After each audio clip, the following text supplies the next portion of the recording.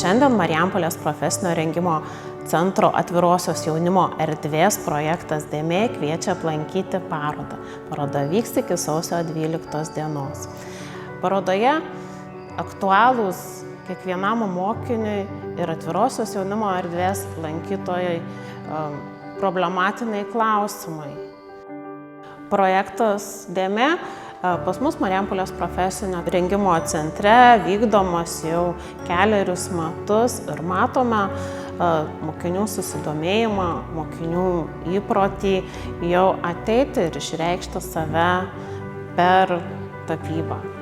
Šiais metais šiame projekte buvo vykdomos tiek tapybos, tiek keramikos kūrybinės dirbtuvės. Buvo kūrybinio proceso metu tiek itin teigiamų emocijų ir itin neigiamų emocijų. Šioje parodoje rasite tiek individualius, tiek kolektyvinius meno terapijos užsiėmimų metu gimusius darbus.